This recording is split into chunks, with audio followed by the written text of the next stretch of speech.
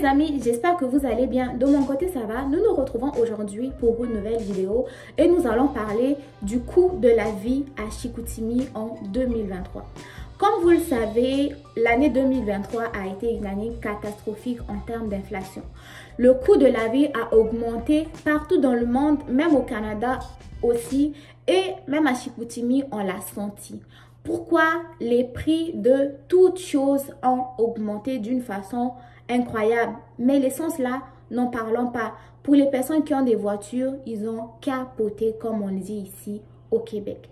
Maintenant, pour pouvoir répondre à la question quel est le coût de la vie à Chicoutimi en 2023, moi je vais me baser sur mes dépenses personnelles. Mais vous devez savoir que le coût de la vie va vraiment varier par rapport au mode de vie de tout un chacun. Moi, mes dépenses à moi ne seront pas égales aux dépenses de Rose ou ne seront pas égales aux dépenses de Jacques ou aux dépenses de Ginette, ok? Tout un chacun de nous a des dépenses qui vont être différentes les uns des autres, mais il y a des dépenses qui peuvent se ressembler comme le loyer par exemple.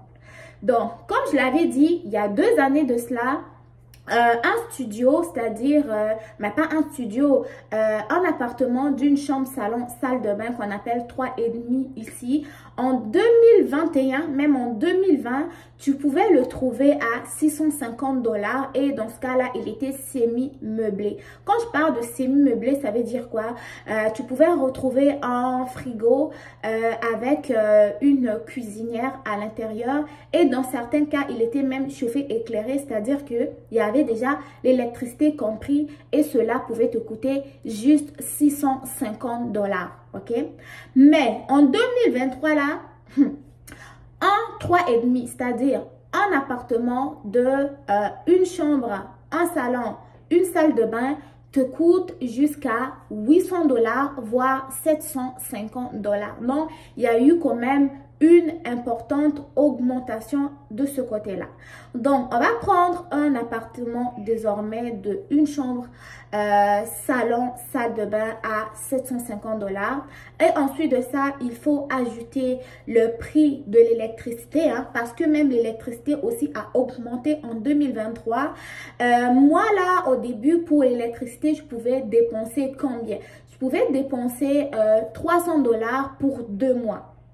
300 $ pour 2 mois. Mais actuellement, pour 2 mois, entendez bien, ok? Pour 2 mois d'électricité, je peux payer, voire jusqu'à 550 $. 550 $. Je sais que ça paraît énorme. Moi, c'est parce que depuis que je suis au Québec, ici, là, j'ai tout le temps froid, ok? J'ai tout le temps froid, donc je me lave carrément à l'eau tiède ou semi-chaude. Ma vaisselle, je la fais avec de l'eau chaude et de l'eau froide. Donc, c'est pas complètement l'eau froide. Donc, ça aussi, le fait que j'ai toujours froid, j'ai aussi tendance à augmenter le chauffage. Donc, ça peut être des facteurs qui contribuent à augmenter ma facture d'électricité. Mais pour une personne qui est bien disciplinée, qui va utiliser moins d'eau chaude pour se laver, moins d'eau chaude pour la vaisselle et moins de chauffage, tu peux voir que pour 2 mois, tu peux dépenser voire 250 ou 300 $ pour l'électricité, ok? Donc là, on est à 750 $ pour le logement, on est environ à 250 voire 300 $ pour l'électricité. Ensuite de ça, il va avoir les frais d'Internet. Les frais d'Internet, moi, j'ai un abonnement chez Vidéotron qui me coûte environ 65 $ par mois, ok? Donc, ajouté à cela, j'ai aussi un forfait de téléphone cellulaire en combo avec ma tablette et cela je paye ça à 127 $ par mois. Mais ce que vous pouvez faire si vous n'êtes pas quelqu'un qui a besoin d'autant de gadgets, vous pouvez simplement avoir votre téléphone cellulaire et si vous n'êtes pas quelqu'un aussi qui utilise beaucoup l'internet, vous pouvez juste avoir simplement le Wi-Fi à la maison et ne pas avoir d'internet sur vos téléphones. Parce que ici au Québec, là, il y a l'internet à peu près partout. Au travail, il y a l'internet. Dans les restaurants, il y a l'Internet. À l'université ou au cégep, il y a l'Internet. Mais moi, j'aime ça avoir l'Internet en continu parce que je fais mes activités sur les réseaux sociaux. J'ai mon site Internet à gérer. J'ai mes courriels professionnels à lire aussi. Donc, j'ai besoin autant de mon cellulaire que de ma tablette. C'est pour ça que je paye donc 65 $ pour l'Internet à la maison pour pouvoir travailler avec mon ordinateur et aussi 127 $ pour ma tablette et mon téléphone que je peux utiliser n'importe où et partout. Et cela m'aide à répondre à mes courriels, à traiter les commandes de mes clients. Donc, si vous êtes une personne seule, le fait déjà d'enlever une tablette et d'enlever le téléphone, l'Internet sur le téléphone, là, ça va déjà diminuer les dépenses concernant l'Internet. Vous allez avoir simplement donc le loyer à payer, l'électricité et aussi donc le Wi-Fi pour la maison. Ensuite de ça, il va avoir la nourriture, ok? La nourriture. Donc, pour la nourriture, ça dépend de ce que vous aimez manger. Mais moi, de mon bord, ça va être vraiment plus de poissons, plus de fruits de mer, plus de légumes, ok? Donc, moi, je suis vraiment moins côté sucre, moins côté féculent. Et pour avoir donc la bonne qualité de mes aliments, j'aime ça aller acheter ma nourriture souvent chez Costco parce que j'aime la qualité. Donc, tout dépendamment du type d'épicerie que vous allez faire aussi, le coût de la nourriture va varier. Moi, par exemple, concernant la nourriture, je peux dépenser au moins, ok, ça va être au moins, pour une personne seule, ça va être au moins 200 $, pour 2 semaines, ok? 200 $ pour 2 semaines, ce qui revient comme à 400 $ par mois pour la nourriture. Et quand je parle de 400 $ pour la nourriture, je ne compte pas les restaurants. Je ne compte pas les restaurants.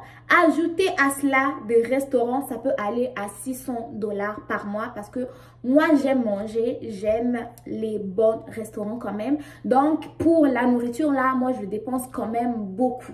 Mais vous pouvez quand même aller voir d'autres types de magasins, d'autres types d'épiceries où vous allez avoir la même qualité, moins cher que ça aussi. Mais moi, de mon côté, pour la nourriture, en tout cas, c'est ce que je dépense. Côté nourriture, nous allons ajouter à cela les dépenses liées à l'hygiène corporelle. Donc, pour l'hygiène corporelle par mois, moi, je vous dirais que je dépense environ 150 $. 150 $, c'est parce que ça a diminué.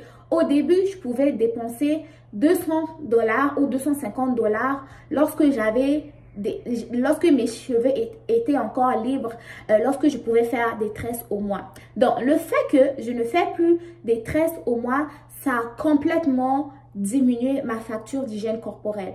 Donc, j'ai mes dreads. Ce que j'ai à faire avec mes dreads, c'est simplement faire mon shampoing, mon après-shampoing et mes soins de dread. Je n'aime pas aller chez la coiffeuse chaque mois pour dépenser environ 140 $ et avec le prix des extensions qui n'est pas compris. Donc ça pouvait vraiment augmenter mes dépenses d'hygiène corporelle. Quand je parle d'hygiène corporelle, quels sont les produits que je vais acheter? Je vais acheter vraiment plus les produits qui sont liés à l'hygiène. Donc, pour mon visage, ce n'est pas les mêmes produits que je vais utiliser pour le reste du corps. Donc, les prix des produits vont aussi varier. Mais généralement, moi, j'utilise les produits ordinaires pour le visage et ça coûte moins cher. Et pour le reste du corps aussi, c'est des produits quand même de bonne qualité qui coûtent moins cher aussi que j'achète à la pharmacie. Les autres produits naturels, les autres produits d'hygiène que j'appelle, ça va être quoi? Mais ça va être soit des vêtements aussi, des nouveaux vêtements, des nouveaux chaussures, des chaussettes, des gants ou mitaines lorsqu'il fait froid. Ça, je rentre ça donc dans les coûts liés à l'hygiène corporelle. Donc là, si on résume jusqu'à maintenant, on a pas mal de types de dépenses. Nous avons le loyer, nous avons l'électricité, nous avons l'Internet et le téléphone, nous avons la nourriture et nous avons aussi les produits d'hygiène corporelle. Ensuite de ça, il faut ajouter une dernière dépense, ça va être le coût du transport. Pour le transport, sachez que ici quand même en région, nous n'avons pas grand choix en termes de transport. C'est soit le transport en commun, ok, qui s'arrête d'ailleurs à minuit, il n'y a plus de transport en commun. Et sinon, nous avons le taxi et c'est juste une seule compagnie de taxi. Sinon, pour ceux qui ont des voitures, ils vont donc se déplacer avec leur voiture. Et il y a d'autres personnes qui ont leur vélo. Pour ma part, moi, je n'ai pas encore de voiture. J'utilise rarement le transport en commun parce que par rapport à mon lieu de travail, il n'y a pas vraiment... il n'y a pas vraiment un trajet direct, donc je préfère soit marcher, soit prendre un taxi. Et on va se le dire, oui, le taxi coûte extrêmement cher, donc c'est pas donné. Donc, étant donné que c'était l'hiver, j'utilisais beaucoup de taxis, donc je pouvais, en travaillant par exemple 7 jours aux 2 semaines, je pouvais dépenser jusqu'à 200 $ en taxi. Et quand c'est l'été, je dépense moins que ça. Ça peut me coûter juste environ combien? Environ 80 $. Parce que quand il fait beau, quand il y a du soleil, il n'y a pas de vent, il ne fait pas froid, je marche pour aller travailler. Je remarche pour rentrer chez moi parce que ça me permet donc de faire aussi un peu d'exercice. Ok? Donc voilà. Non. Si on résume, donc vous allez avoir 6 principaux dépenses. Ok, si on dit une dépense, on dépense 6 principales dépenses, en tout cas féminin ou masculin décidé. Donc le premier, ça va être le loyer. Deuxième, ça va être l'électricité parce que ici on ne paye pas l'eau à part, l'eau est compris. Ensuite de ça, il va avoir l'internet. L'internet va être quand même important, même si vous ne travaillez pas beaucoup sur les réseaux sociaux ou vous n'utilisez pas internet. Si vous venez comme étudiant étranger, vous allez avoir quand même besoin d'internet pour pouvoir faire vos travaux à la maison ou même vos travaux d'équipe, que ce soit en groupe ou individuel. Ça va vous aider aussi à faire vos recherches. Donc pour l'internet, moi j'ai opté vraiment pour un forfait très basique qui est aussi quand même haut en termes de puissance, qui me coûte 65 $.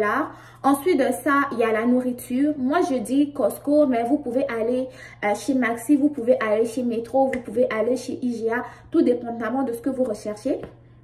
Et j'allais oublier, pour la nourriture là, si vous voulez des mets de votre pays, prenez le transport.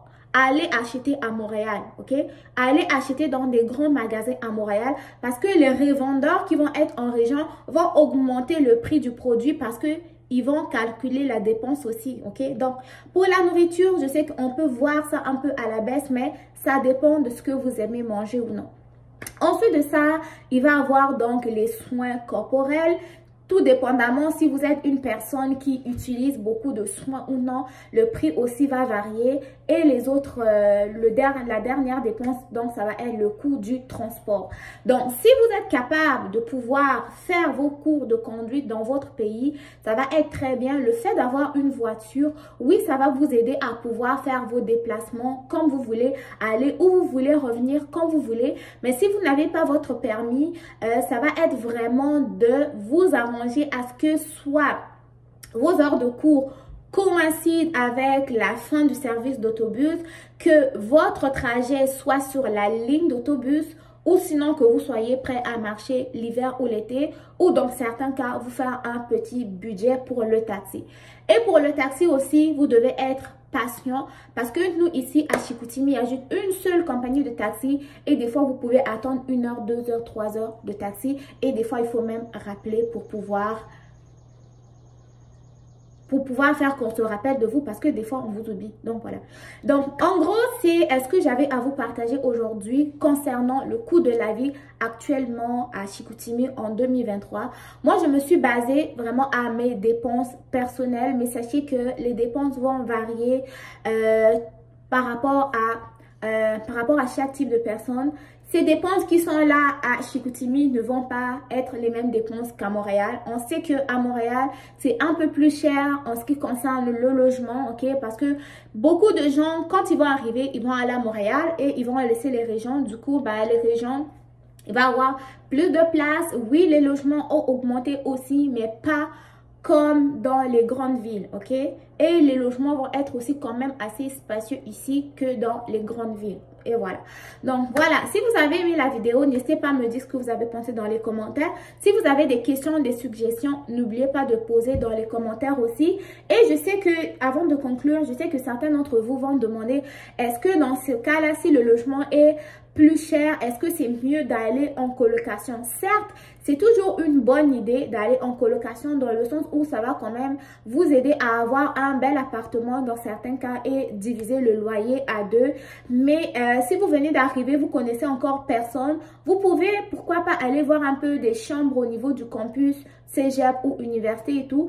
Et plus tard, si vous voulez plus d'espace, vous pouvez soit intégrer une colocation avec des connaissances que vous aurez connues à l'université ou pourquoi pas dans les différents groupes d'aide aux étudiants ou pourquoi pas dans d'autres cas si vous êtes maintenant plus à l'aise côté monétaire, prendre un appartement à vous tout seul. Donc voilà, c'est le dernier conseil que j'avais à vous donner. Si vous avez des questions, n'oubliez pas, c'est dans les commentaires, les suggestions dans les commentaires, le pouce bleu sur la vidéo, on s'abonne, on like et on se dit à très bientôt pour de nouvelles vidéos. Prenez soin de vous. Bye bye.